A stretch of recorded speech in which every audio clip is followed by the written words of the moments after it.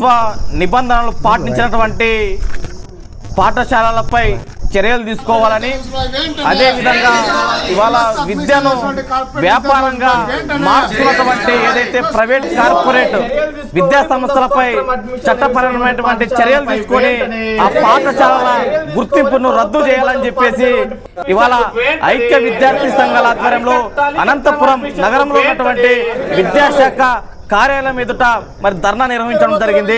మరి ప్రధానంగా ఇవాళ చదువుకోవాల్సినటువంటి విద్యార్థులు ఈరోజు చదువును కొనుక్కునేటువంటి పరిస్థితి ఇవాళ ఏర్పడింది. ఇవాళ అనేక సందర్భాలుగా ఇవాళ విద్యా సంవత్సరం ప్రారంభం కాకనే ఇవాళ ముందస్తు అక్రమ అడ్మిషన్ నిర్వహిస్తూ ఈరోజు విద్యార్థి తల్లిదండ్రుల్ని మభ్యపెట్టి వేలాది లక్షలాది రూపాయలు ఈరోజు వసూలు చేసినటువంటి పరిస్థితి ఏర్పడింది.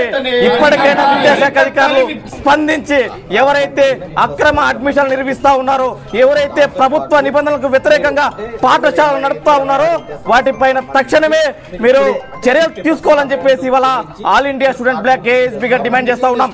అదే విధంగా నగరంలో ఉన్నటువంటి శ్రీ చైతన్య, నారాయణ, ఏజీఎస్, ఇతర ప్రైవేట్ కార్పొరేట్ విద్యా సంస్థలు ఈరోజు ఏదైతే అనంతపురం శివారులో ఉన్నటువంటి ఏదైతే సాక్షి ఆఫీస్ సమీపంలో ఉన్నటువంటి ఏజీఎస్ పాఠశాల ఇవాళ రేకుల షెడ్లకు పిఓపీలు ఏర్పాటు చేసి దాదాపుగా ఆ పాఠశాలలో 1వ తరగతి చదవాలంటే దాదాపుగా 1,65,000 రూపాయలు ఫీజు చెల్లించేసినటువంటి పరిస్థితి ఏర్పడింది. ఇప్పటికైనా విద్యాశాఖ అధికారులు మొద్దు నిద్ర వీడి ఏదైతే విద్య పేరుతో వ్యాపారం చేస్తున్నటువంటి విద్యా సంస్థలపై తక్షణమే మీరు విజిట్ చేసి ఆ పాఠశాలలపై చర్యలు తీసుకొని సీజ్ చేయాలని చెప్పేసి ఈ సందర్భంగా ఆల్ ఇండియా స్టూడెంట్ బ్లాక్ ఏఎస్బీగా డిమాండ్ చేస్తున్నాం. లేని పక్షంలో పెద్ద ఎత్తున ఐక్య విద్యార్థి సంఘాల ఆధ్వర్యంలో పెద్ద ఎత్తున ఆందోళన నిర్వహిస్తామని డిఈఓ గారికి హెచ్చరిస్తా ఉన్నాం. అయితే కరువు జిల్లా అయినటువంటి అనంతపురం జిల్లాలో కార్పొరేట్ ప్రైవేట్ విద్యా సంస్థలు పుట్టుకొడగల్లా పుట్టుకొస్తున్నాయి. అదేవిధంగా స్కూల్ అయిపోయి ఇంకా 15 రోజులు అయితే వస్తుంది. మీరు 15 రోజులు అయినా కానీ ఇంకా స్కూల్ స్టార్ట్ అవ్వడానికి 2 నెలల సమయం ఉన్నా కానీ మీరు వచ్చి కార్డ్ బుక్ చేసుకోవాలా, అదేవిధంగా పాఠ్య పుస్తకాలు కొనాలని విద్యార్థులు తల్లిదండ్రులకు ఫీజుల రూపంలో వేధిస్తున్నారు.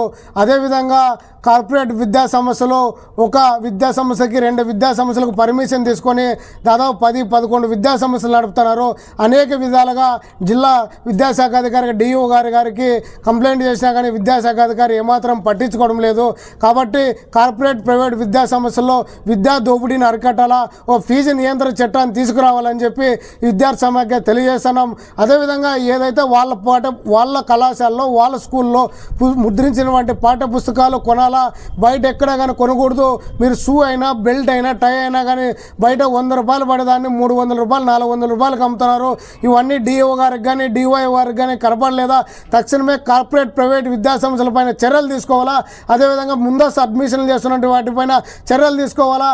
ఒక రేకుల షెడ్లో నడుపుతూ లక్షల రూపాయలు ఫీజులు వసూలు చేస్తున్నట్టే ఏజీఎస్ స్కూల్ పైన కానీ చర్యలు తీసుకోవాలా. అదేవిధంగా నారాయణ, భాష్యం, చైతన్య, ట్రెల్లిస్ అనేక విధాలుగా స్కూల్ పేరుతో ఏర్పాటు చేసుకొని ఫీజులు లక్షల రూపాయలు వసూలు చేస్తున్నారు. కాబట్టి వీటిపైన చర్యలు తీసుకోవాలని బీసీ ఎస్సీ ఎస్టీ మైనారిటీ విద్యార్థి సంఘం డిమాండ్ చేస్తున్నాం.